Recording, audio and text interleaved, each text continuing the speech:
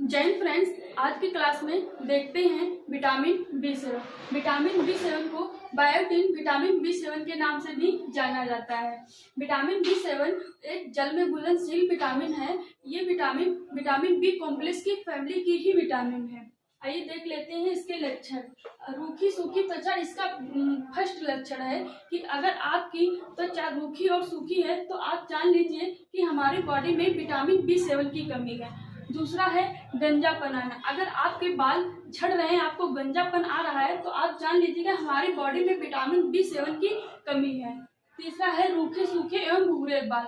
अगर आपके बाल ज़्यादा रूखे सूखे और ब्राउन हो रहे हैं, भूरे हो रहे हैं, तो आप जान लीजिए कि हमारे शरीर में विटामिन B7 की कमी है। अन्य लक्षण है एक्जिमा। एक्जिमा एक प्रकार की स्किन की ही दिक्कत होती है। इसमें फंगस पड़ जाते हैं स्किन पे और वही एक स्किन प्रॉब्लम है एक्जिमा। इसके अलावा बॉडी में थकावट वकावट भी महसूस होती है। लेकिन जो मेन लक्षण है रूखी सूखी त्वचा और गंजापन और रूखे सूखे बाल, ये विटामिन B7 की कमी के मेन लक्षण है।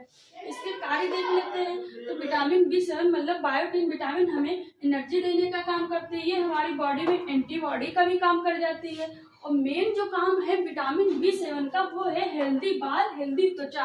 मतलब अगर हमें हेल्दी बाल चाहिए और हेल्दी त्वचा चाहिए तो हमको सबसे पहले अपनी बायोटिन विटामिन B7 को मेंटेन करना ही होगा। विशेष का ध्यान देना होगा उनको विटामिन B7 पे। इसके स्रोत देख लेते हैं। तो स्रोत हैं जो पहला स्रोत है अंडा। अंडा विटामिन B7 का सबसे अच्छा स्रोत माना जाता है। दूसरा है मिल्क, फल, मीट, मछली, मक्का, सोयाबीन, गोभी और मूंगफली। इसके अलावा हरी सब्जियां भी रहती हैं विटामिन B7 का स्रोत। बायोटिन विटामिन B7 हमें कितना लेना चाहिए, क्योंकि बायोटिन विटामिन B7 हमारे शरीर में स्टोर नहीं होती है, क्योंकि ये जल में घुलनशील है।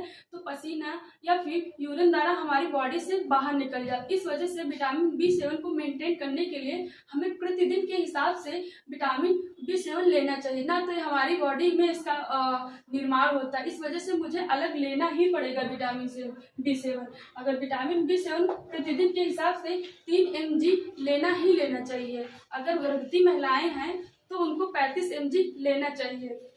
अन्यथा आपको विटामिन B7 की कमी के जितने लक्षण हैं, रोग हैं, वो देखने को मिलेंगे।